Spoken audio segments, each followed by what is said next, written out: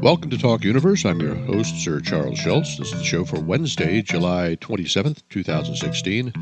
Our show tonight is focused on a great subject: how is 3D printing changing your life? We've seen the growth of 3D printing over the last few years, and it has reached a point where it's part of all of our lives now.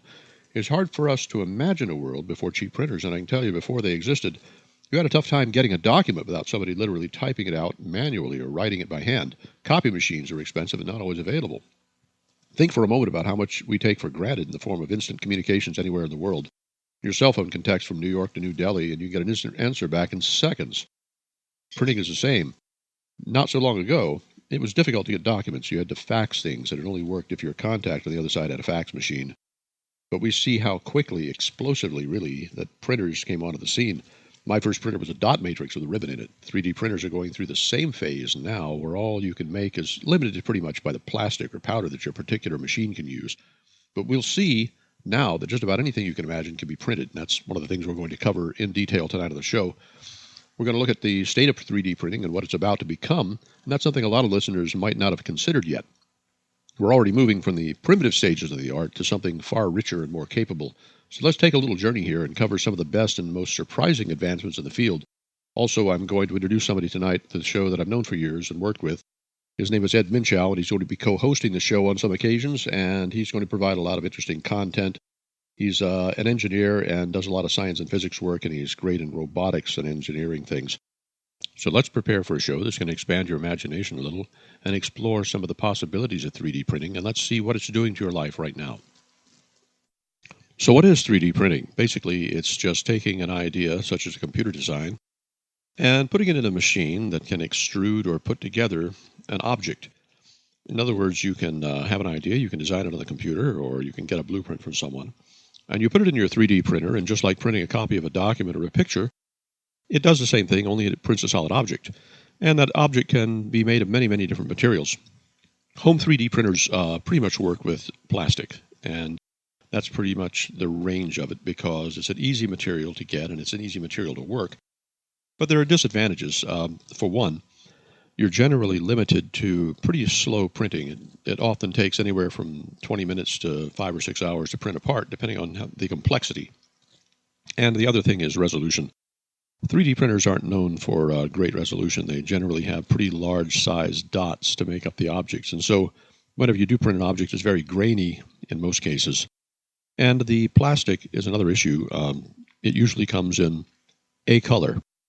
There was a joke back at the beginning of the 20th century, around 1910. Somebody asked what color Henry Ford's cars were available in. And he says, any color you like as long as it's black. 3D printing sort of suffers that that shortcoming right now. If you buy a roll of green plastic or a roll of blue plastic, you're going to print things out of green plastic or blue plastic. Most of them do not allow you to change the color of the material as you're printing it, because every time you change a color, it means you'd have it to have a different print head. So there are some machines available now, though, for pretty reasonable prices that have numerous print heads that print different types of plastic and different colors of plastic. So it can be done. And the newer machines are actually reaching the point where they can print some fascinating things in full color. Hewlett-Packard just invented a device they put on the market called the voxel. Now, this isn't something you're going to be putting in your home because it costs about $120,000 to $145,000, depending on the options you get. But voxel is a term meaning volume pixel, so that sort of gives you an idea of where they're going. The voxel printer, however, has some distinct advantages, and one of them is it can print a full range of colors. It can actually blend colors so that you can make an object that has a changing color throughout its volume or surface, and it can print materials that have unique properties such as being flexible. Most 3D printed plastics are solid and pretty inflexible, and if you try to stress it too far, it's going to break. They actually can print materials that have a foamy consistency or a flexible consistency, sort of like foam rubber. Now, in the auto industry, 3D printers have been used extensively in recent years because they can print prototypes of parts such as bumpers or wheel covers or even some body panels pretty quickly and test them out and see how well they're going to operate. And one of the advantages to this is you actually can print a part and do some destructive testing on it and realize that the material you printed out of is probably not going to be as strong as, let's say, an injection molded part or a stamped part. But it does allow you to figure out where the stress points are, where it's likely to fail. And so you can do a little testing on it, and you can know in advance. So there's some advantages to 3D printing in that regime. Later on, after you've got your design right, you go to an injection molding or a steel stamping stage where you actually make the fabricated part. And we're not actually to the stage where a lot of 3D printing is used to mass produce. And there are reasons for that too. And one of them is the speed. It isn't a real fast technology right now. You're almost growing a part in a lot of cases. And we're not limited to just plastics or metals. Although metal printing has become a big thing recently, there are a number of tool companies that will knock off a tool for you very quickly. And in the past, this was done by milling or machining something, or in some cases actually making a mold and casting it. Foundries made a lot of work making millions and millions of copies of things like the lid for the sewer, or the lid for your water meter, or the housing for a gearbox or a crankcase. And what they would do is they would produce a part that was cast out of a material such as bronze or aluminum or steel. And then later it would go through a finishing stage where they'd take it to a milling machine, and they would mill the precision surfaces on it and thread it and put inserts in or whatever, and you'd have a finished part fairly rapidly. 3D printing has reached a stage now where they can produce solid metal objects that actually have very good properties, and they can be finished and machined or do whatever you want afterwards. In many cases, you don't have to do any finish work. You actually can print a solid part out of some fairly dense metals these days.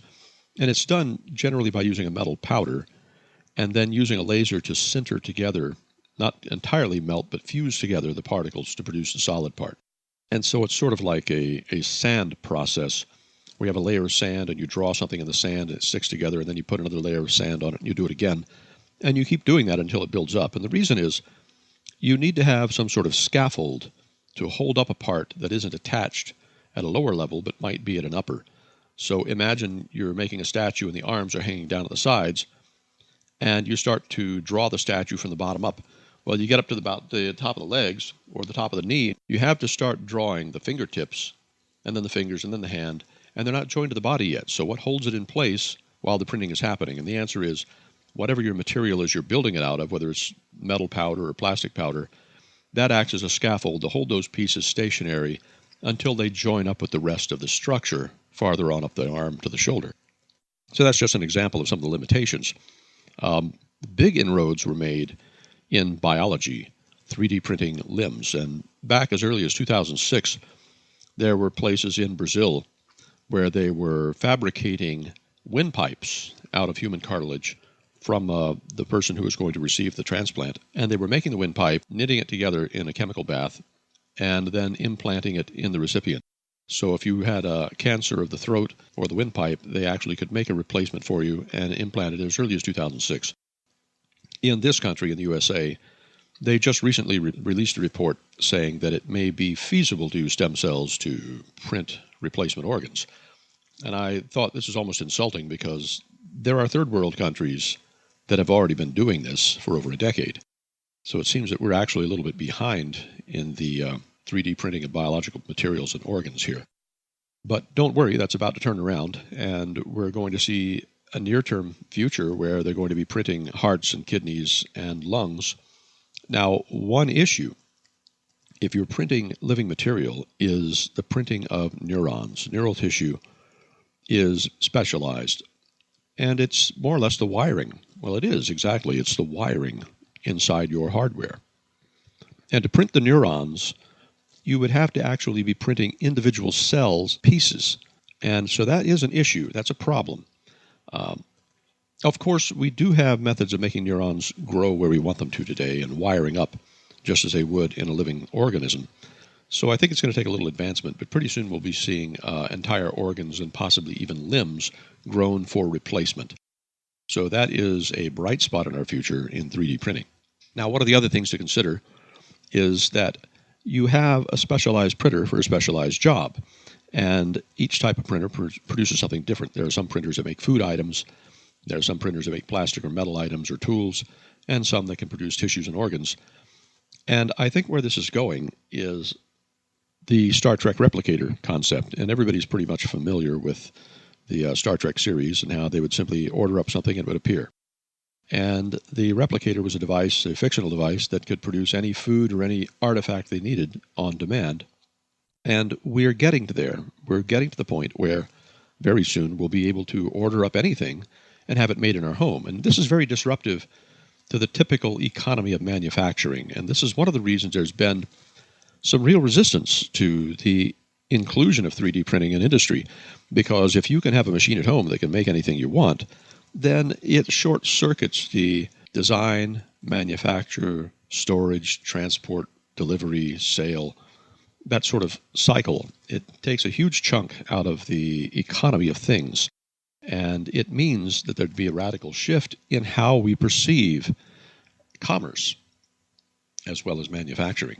I mean, as it is, when you need a prototype of a tool or a machine made, you call a designer or a machine shop or all of the above, and they get together and they work out your tool, and then they cut a mold or they cut it out of a block of metal or whatever, and they design, build, and then deliver the tool to you. And usually it's a process of some weeks.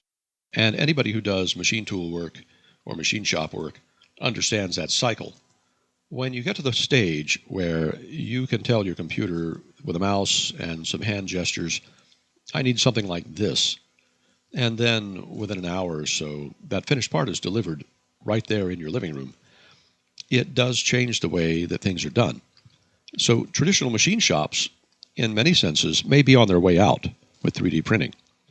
And traditional medical technologies are being turned on their ear. It's going to change absolutely everything. Now, a lot of the foods that you're eating today are still the same foods you had 20, 30 years ago, if you were around there and you remember that. But 3D printing is reaching a stage where it is making inroads into the snack food industries and other places. So there are places you can call and have custom candies or cakes or pastries or foods made, or if you really have the money for it, you can buy your own 3D printer and make custom food items. So this is not so far out of reach. The replicator box is not far away. Now, one thing I'd like to point out is, again, as I stated earlier, you generally have different machines for different jobs. We don't want to have a single box that makes everything, for the simple fact that you might be a little squeamish about printing your ham sandwich in the box and then printing some parts for the car or some lights for the house and then printing a kidney. I don't think anybody would really want to do that with the same box. Now, just recently, to show the other end of the scale, there's a Chinese company called Zhuoda Company, and what they have done, the Zhuoda Group, is they develop a form of 3D printing to make homes. And what's unique about theirs is they've come up with a new material for the printing process that makes them very sturdy. And they say that these homes are capable of withstanding an earthquake with a 9.0 rating. So a 9.0 Richter earthquake not taking down your house, that's a significant thing. That's a big thing. And there are a lot of places in the world where we see a lot of earthquakes and earth movement happening right now. So this is an ability to produce a modular home with a 3D printing process. Now, they don't print the house on site like you might expect. The modules are 3D printed in a factory, and then they're carried out and assembled. They point out that they can put together a 500 square meter villa in 15 days. Well, the time isn't so impressive to me. I mean, 15 days with a good construction crew, you could have that done anyway with traditional materials. But the earthquake resistance is a big thing, and they have filed 22 different patents just recently on their materials and their processes. So it looks like the ability to print houses out of just about whatever material you need using 3D technology is here. And you can imagine that it's going to expand very rapidly. I'm hoping to do an interview with a friend of mine, Joe Lacey, in the near future, where I cover a machine that he is building for 3D printing buildings and structures. He's quite an interesting fellow, an entrepreneur, and he has engineered some materials that are like concrete but foamy. They're fireproof and very lightweight. So that would be a wonderful, ideal material to build a lot of things out of. You could print this stuff up in any form you want and literally put your building together in like 3 hours out of the panels and the pieces. So right after the break, we'll get back to the show, and we'll start our interview with Ed Minchau, and I think you'll be fascinated about some of the things we have to say about where 3D printing is and where the future of it is going. This is Talk Universe.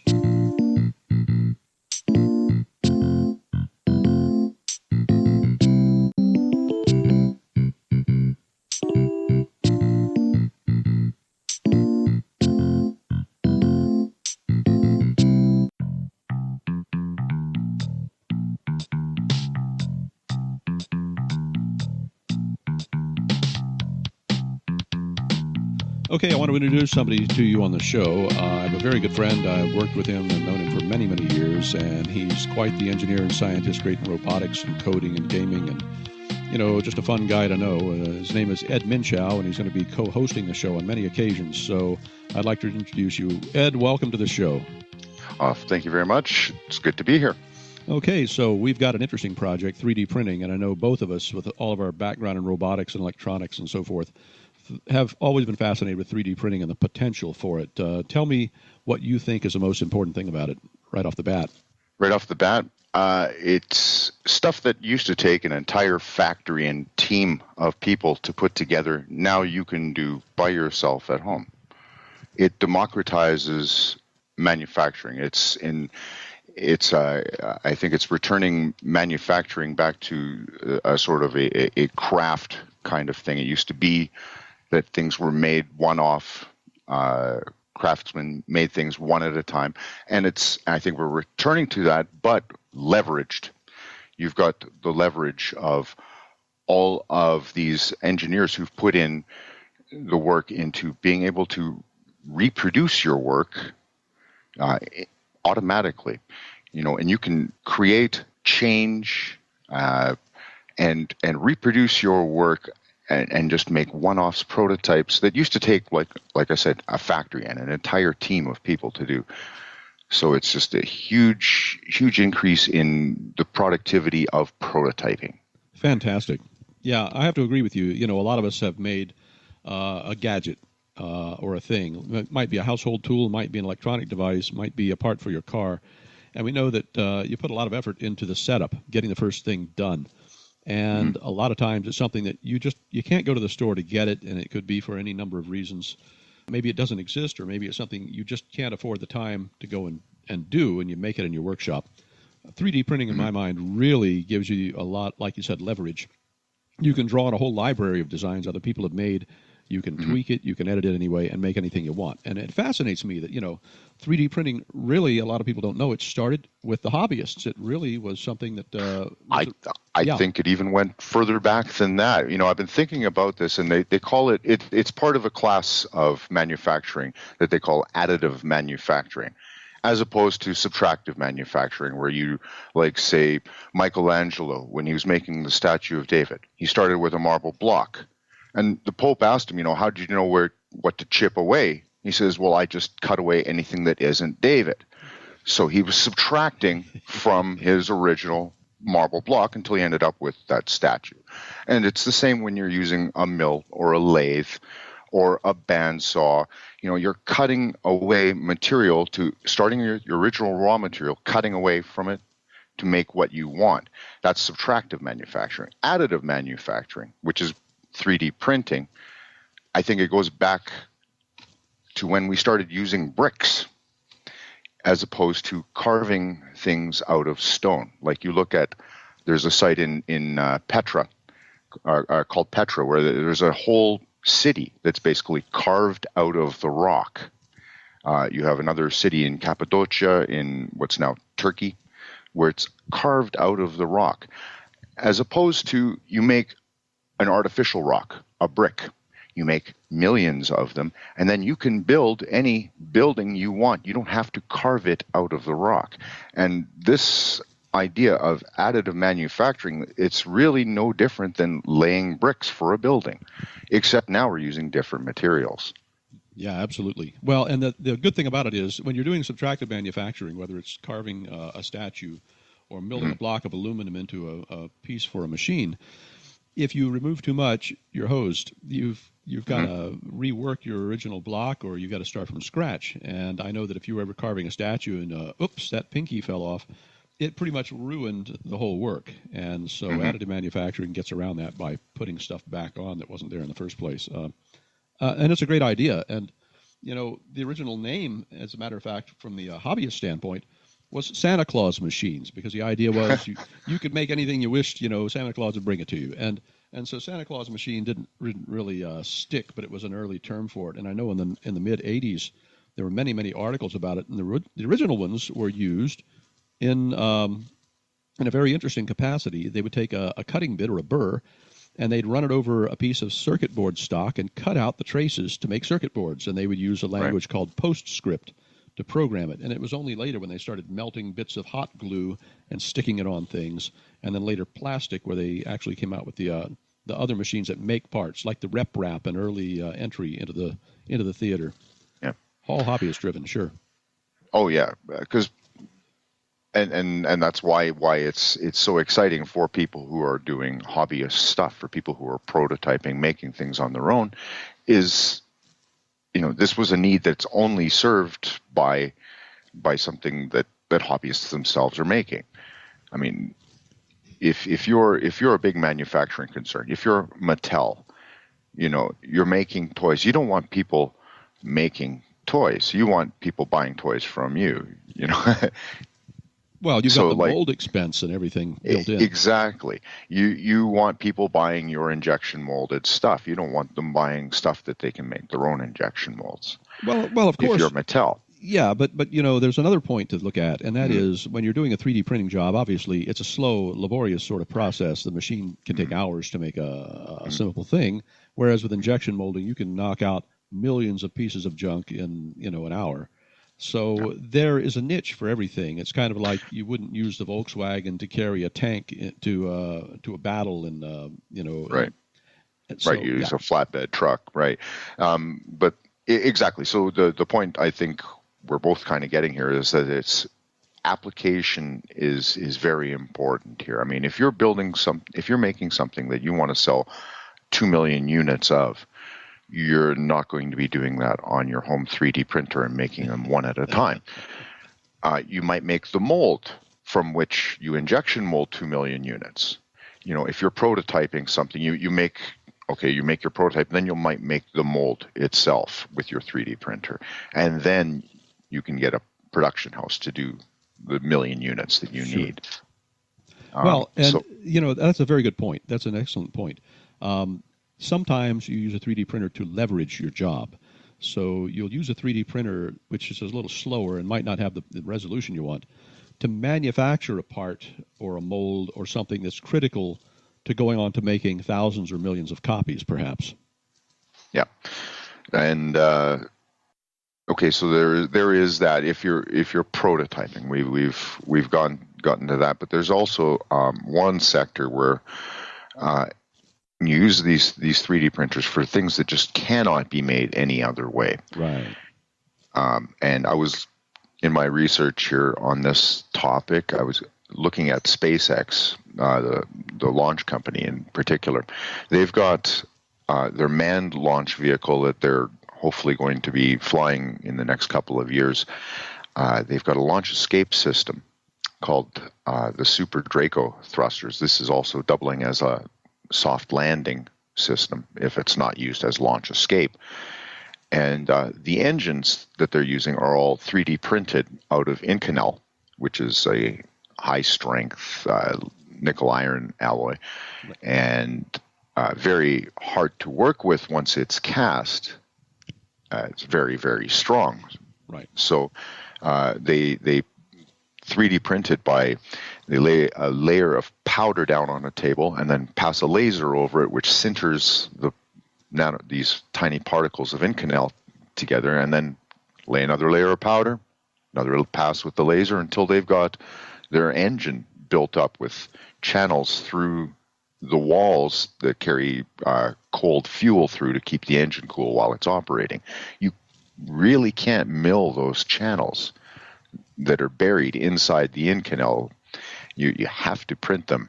That's the only way to make that engine. Well, okay, there's an excellent point. And think about how clever people had to be in the past to make parts like that. I know that when we did a lot of aerospace and defense stuff, and we would have, like, say, a specialty radar unit that had waveguides, and it looked like rectangular pipes running all around inside it.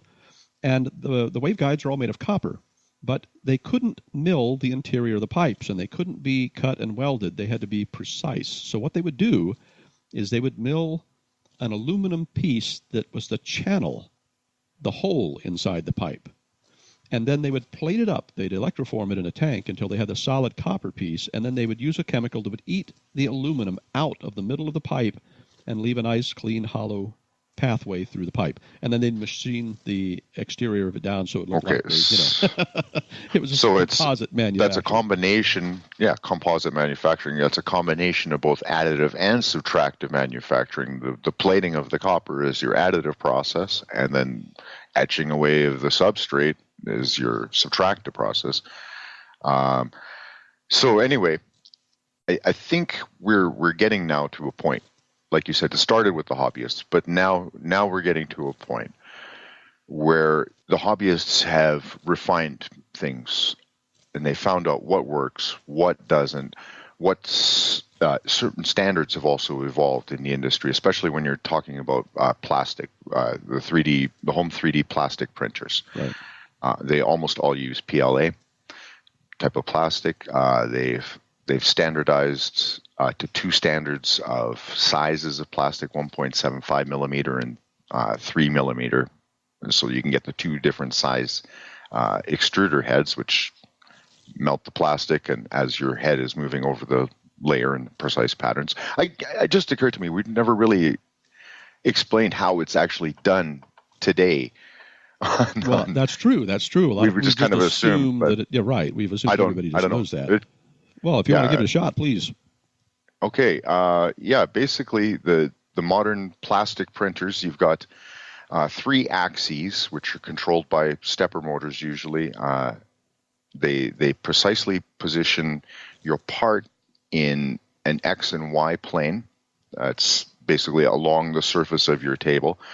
And there's a head that moves up and down. And the head, as it starts off low on the table and lays down your first layer, and then it raises up and then lays down the second layer, and it just builds up layer by layer. And the head has to melt the plastic just a little bit so that it sticks to the layer below, and then the plastic has to cool right away so that it holds its form.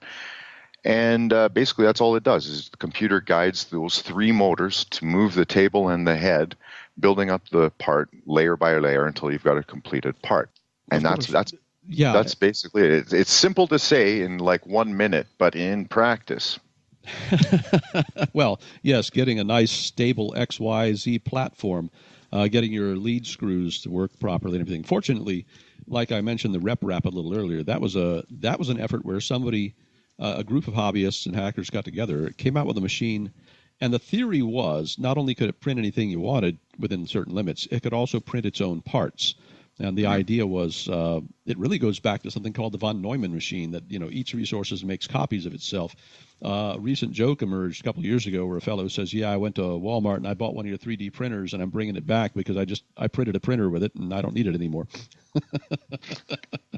Of course, it doesn't work that easily because you can't print the electronics in the same way. But that's another thing. They're making inroads in that. They can actually print some semiconductors now. It takes a special cartridge of materials to do and a special printer, but it can be done. Now, what fascinates me the most is that the people who played with the technology and came up with interesting applications have actually made inroads printing foods. That was food. It was a joke to start with, an art project that happened in New York. And they made a 3D printer print food. And so they would put like a little bit of pureed meat in an injector and a little bit of celery in an injector and different materials. And they would squirt out pastry dough, meat, celery, whatever, and they would make structures in it and 3D print specialty foods in forms that never existed before. And it was a novelty, but it actually is catching on. And now you can actually buy 3D food printers to make specialty objects. Yeah, I do know that cake decorators have gotten into 3D printing with chocolate, and because it's actually a pretty good structure for making light, delicate things on a cake. You can actually print in chocolate now, and of course, we've all seen the disasters where you go to the place that does the digital cakes and you get your cake back and it says "insert name here" instead of somebody didn't fill a field out in the software. I hope that doesn't. I hope that doesn't happen when they start making organs widespread.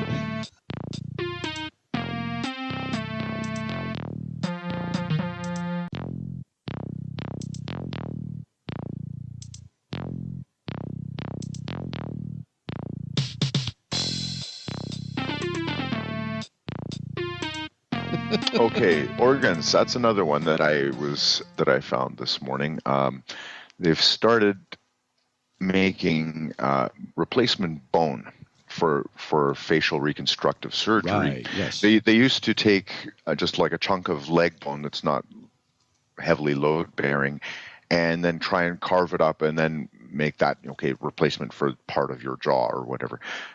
Now this was Johns Hopkins University. They take a mixture of 30% powdered bone, and they mix it with a plastic called polycaprolactone. Okay. It's a biodegradable polyester. And then they use the 3D printer to print that into the shape of like a jawbone and a lower, like a mandible. And so it can be the patient's own bone and their own stem cells and stuff. And then they just have it in this structure. They can replace a patient's entire jaw, and it's instead of trying to make like a curve out of a straight bone, they're making like a perfect replacement for the jaw. Yeah, absolutely. Well, and that's the thing. When you get into printing materials like bone, there's a good reason for that, and one of them is in the past, replacement bone in medical applications had to be made from cadaver bone. And right, and you couldn't obviously donate your leg bone to fixing your face. You need your leg, but then the medical applications with the stem cells and bone cells. One of the things a lot of people miss is you have to have a scaffold material to hold up the structure you're making, because let's say you have a piece that sticks out in midair. Well, what do you attach it to when it's being drawn? So scaffolding plays a big part in medical 3D printing and making organs. I think the one thing that they're really having issues with right now is printing neural tissue inside medical structures. That's one of the things. I mean, you can make cartilage, you can make skin cells, cardiac muscle, you can make almost anything, but getting it to knit together, like the bone you mentioned, the plastic serves to help knit the bone together in other applications.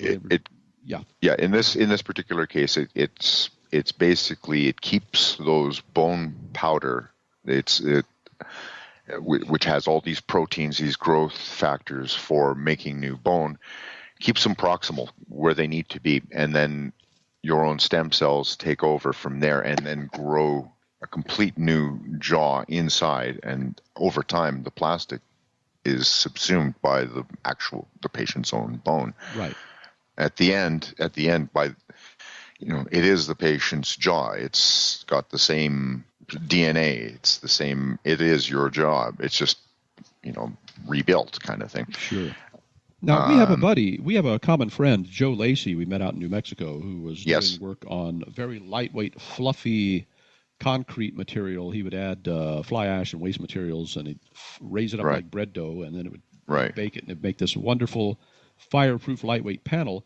He is, and we spoke recently, he's building a 3D house printing system right now, and we're going to try and get him on the show. We talked briefly about getting an interview with him, and he seems ready to do that. So we'll have him on at some point in the future, I believe. Okay. There is a hotel in the Philippines. I've got it written down somewhere. Well, the Chinese are printing houses now that are earthquake-proof.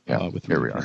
Okay, yes. The Lewis Grand Hotel in the Philippines. They're building an extension onto the hotel, and it's all 3D printed in concrete.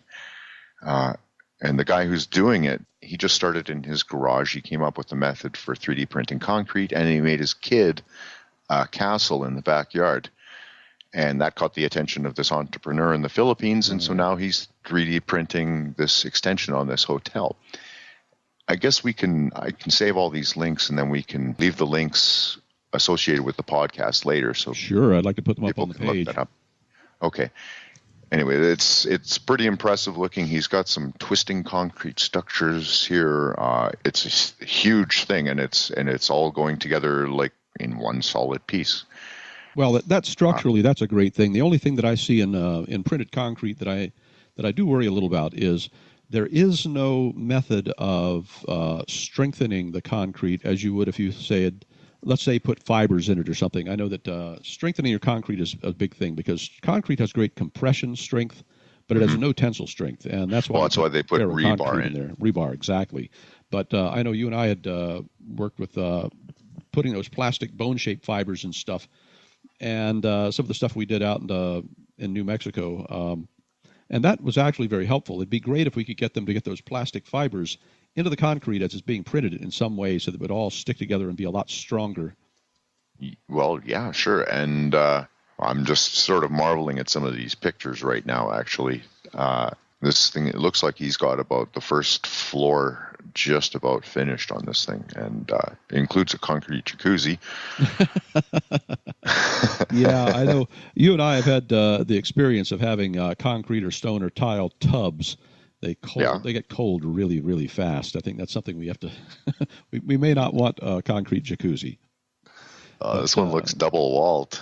Well, now that's a good start. That's a good start. Yeah. If you blow some foam insulation, it would probably work very well. Probably. I think what really fascinates me is the thought that we can put 3D printers in a spacecraft and have them assemble objects in space. Now, I think there's one up on the ISS right now. Yes, indeed, they have one fabricator on the space station right now that I'm aware of. But I think that if you really look at space travel, you can't send all the things you want up there. It's easier to send something that can eat normal natural resources wherever you go, whether it's the moon or an asteroid or whatever, and 3D print what you want out of that. Right. Okay, and that brings me to 3D printing on the moon. Absolutely. There's a talk by Karsten Becker. He's part of the group called Part-Time Scientists that won the qualifying round of the Google Lunar X Prize. Oh, yes. Fascinating. And so now they've got like 11 full-time employees, and they're looking to land near Apollo 17. And that's one thing, just looking at the rover that's been sitting there for 45 years and seeing how the materials have degraded over time and so forth.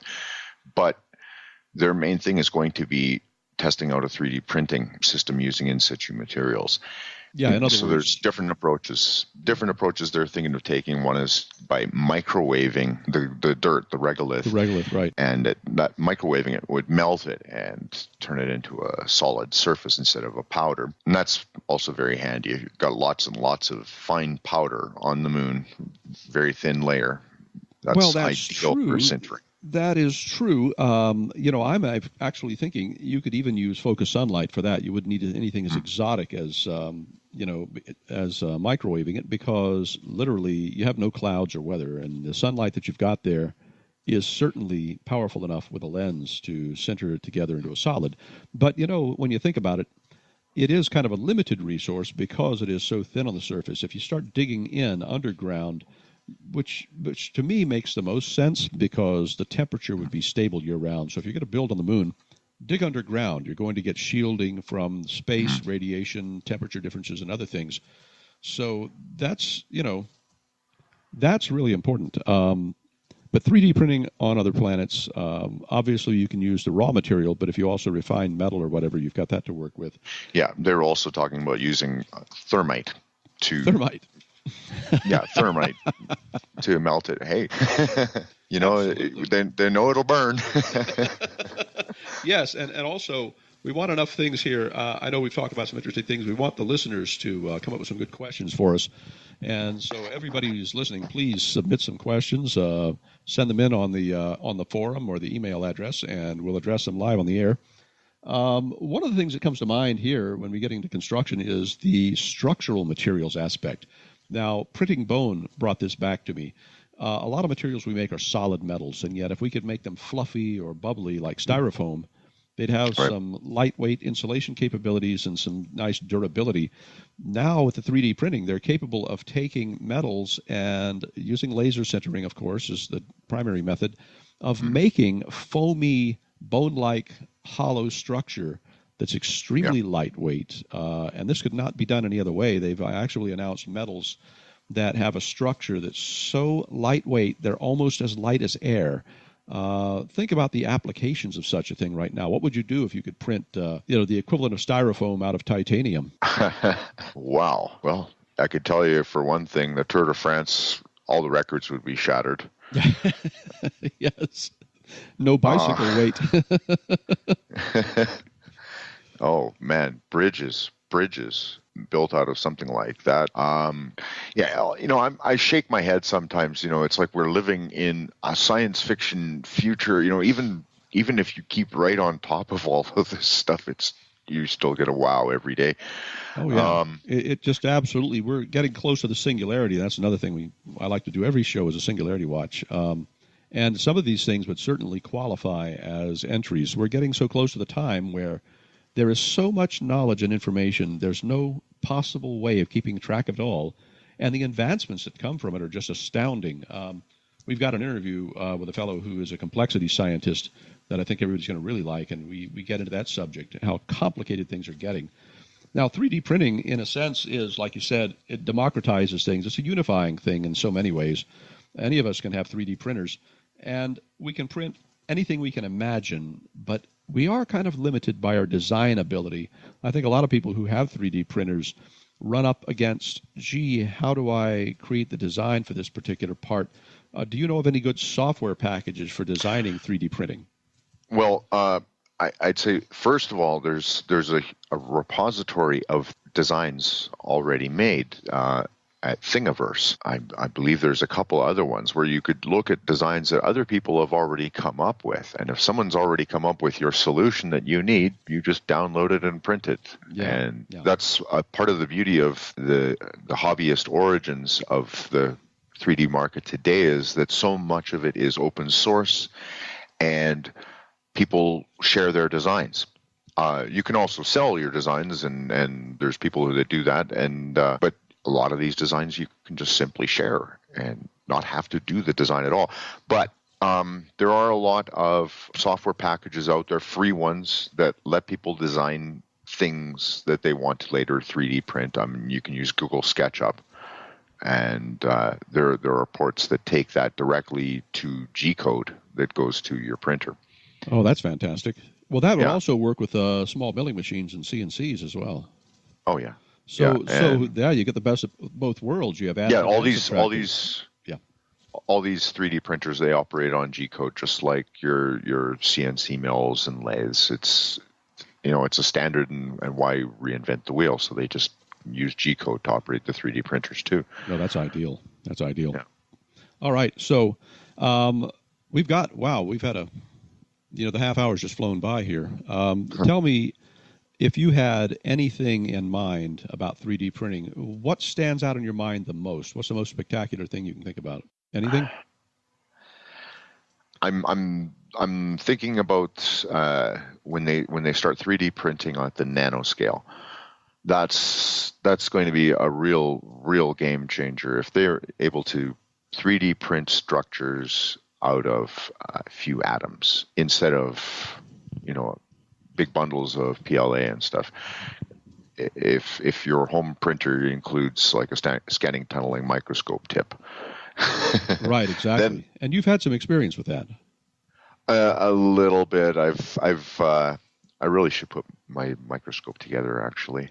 It's on one of my to-do projects lists behind about 7 other things. Okay. Well, Ed, I appreciate you coming on the show for this interview, and I'm hoping we can get you in front of the mic for a lot of people and a lot of other subjects in the near future here. Oh, I'd love to. Okay, fantastic. Well, that was Ed Minchau, and he's a good friend of mine, and he's going to be heard a lot more on this program in the future.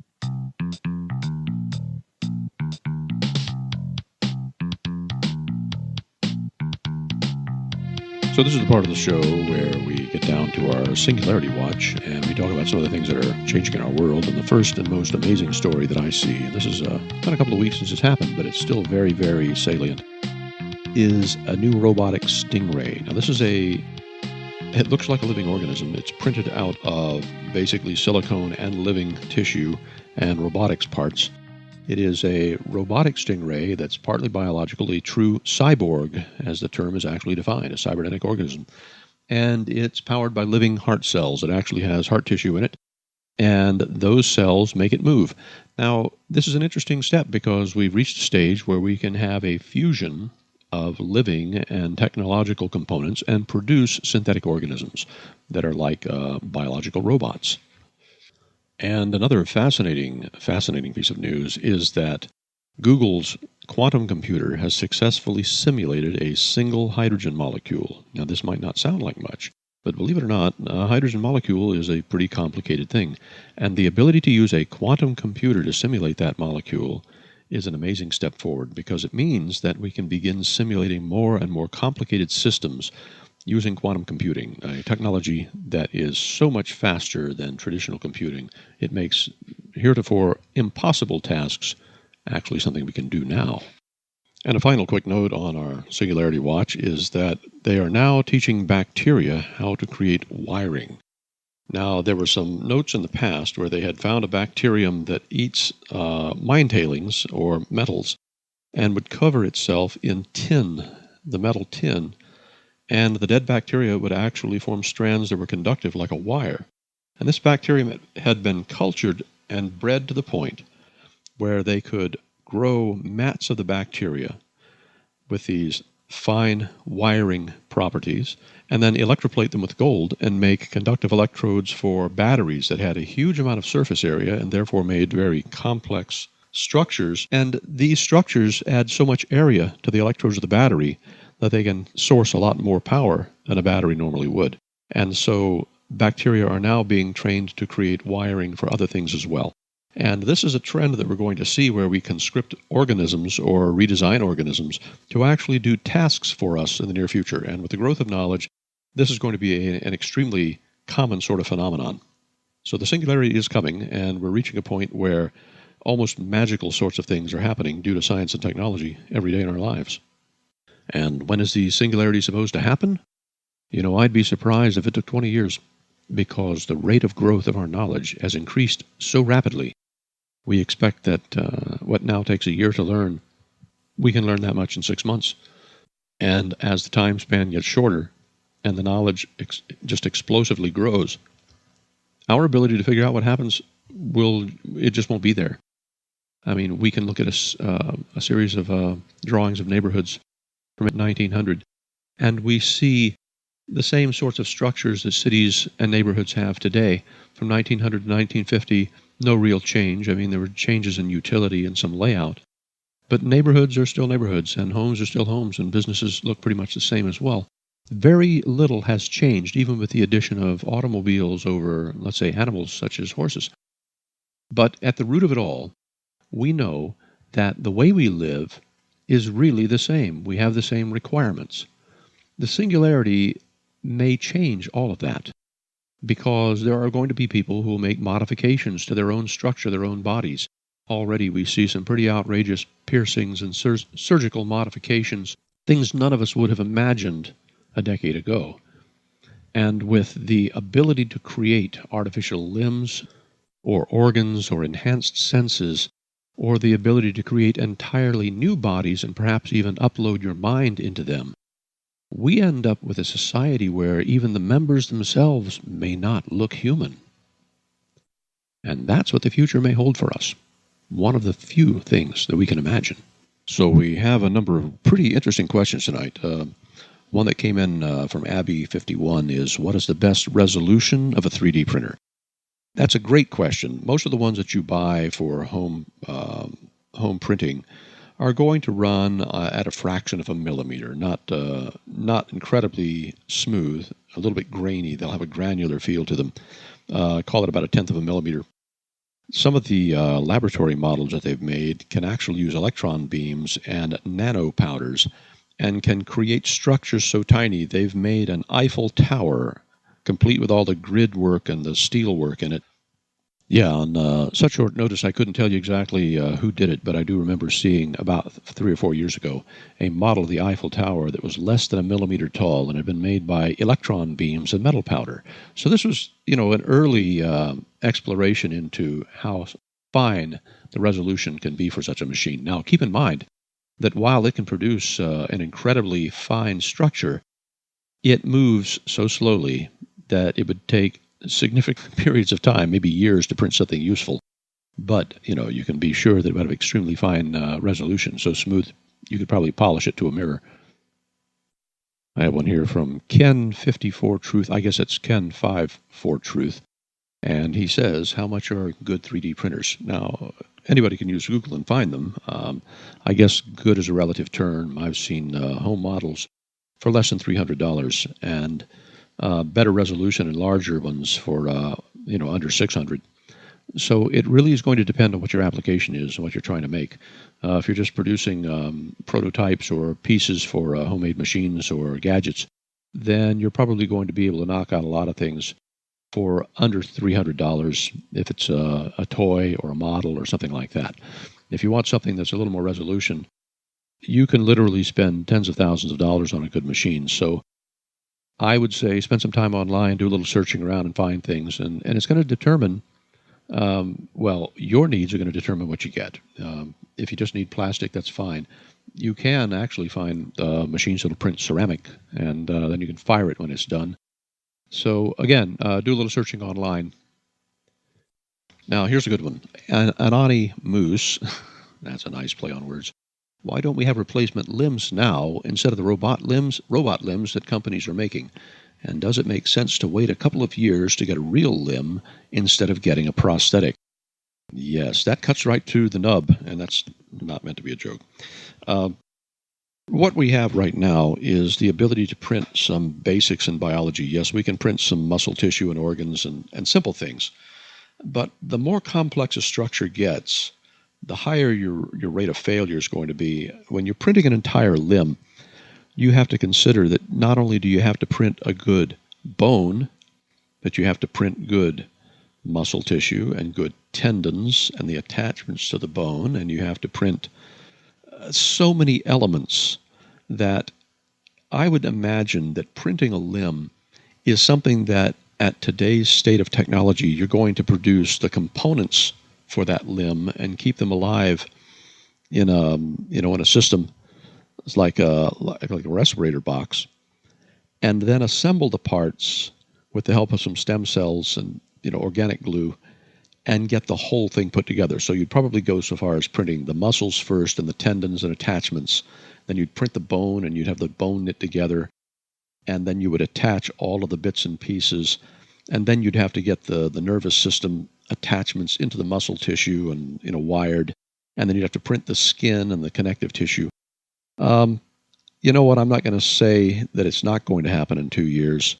I'd put my bets closer to 5, but I've been surprised before. For now, if you really need a limb, it doesn't hurt you to get a prosthetic, because they can actually make some pretty darn good prosthetics at this time. They don't give you full range of touch or anything like that, but they can give you enough to function, earn a living, and not feel like people are staring at you because you've got a limb missing. And let's face it, we still do that. It's wired into us. It's a funny thing in our brain that when we see something different or unusual, a lot of times our innate response is revulsion. And we've got to get over that. We've got to be smarter than that. It does no service to ourselves or to our friends who've been injured or born without a limb. So let's get over those things, and we will be able to fix anything and everything if that's what we desire. And I put my bets on about 5 years' time. Here's one that also strikes a little close to home. Melwin 2001 writes, is it possible to print a copy of a pet, maybe a pet that died? And I know we had a kitten that we lost a couple of months ago. It's been a really sore spot with us. This is something that there are actually companies cloning pets. If you have biological samples, they actually clone your pet. But understand, whether you clone it or you print it, it's still not the pet you started with. It is going to have differences. Consider that even identical twins will not have the same fingerprints, and clones of people will not have the same fingerprints. And there are mechanical reasons that combine with your genetics that make that happen. So you're not going to find that this is the same organism. It's not the same animal. It is just a copy.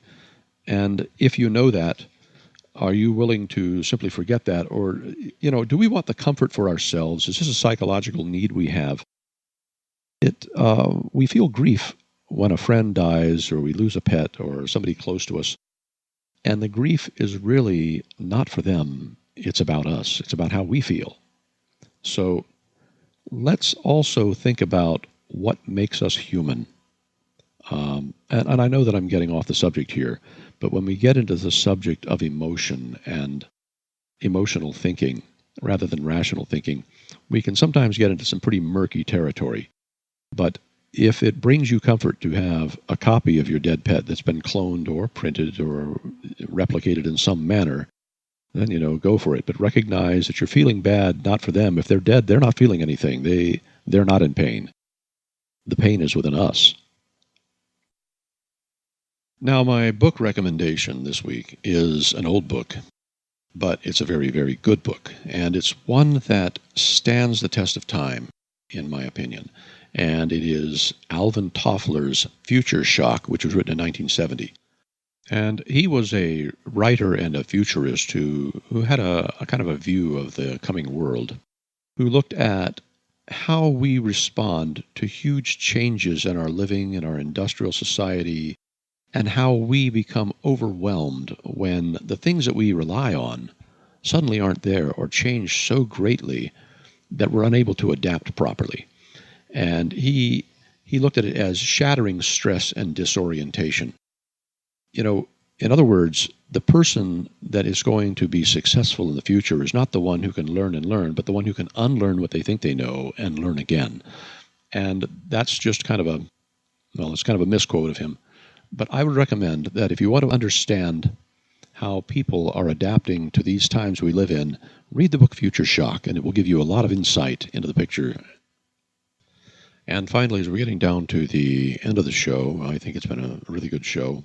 And, I can't stress enough how these changes, which seem remote, actually fundamentally affect our lives. I mean, nobody expected the sorts of changes we saw with all of the computation ability that we have now, that everything in our lives would be pried into and examined in such amazing ways, and some of them not so good.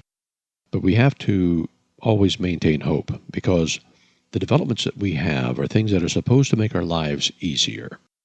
And we always have to inject the human side or the emotional side into things. Logic alone doesn't get us there.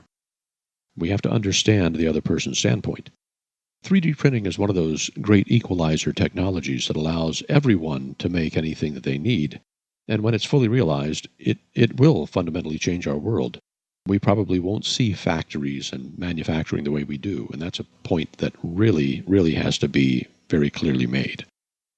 Right now, we depend on all of our materials for tools and industry to be made by heavy manufacturing and machining and casting, and that may be something that goes away in the near future.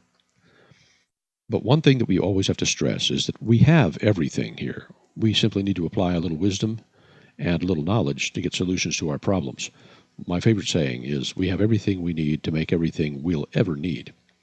And on that note, just remember, no matter how amazing that this world becomes, we all have a part in it, and we can all make it better just by doing a little bit. Have a great day. I hope you've enjoyed the show, and we have another great show coming up for you next week. This is your host, Sir Charles Schultz. Thank you for listening to Talk Universe.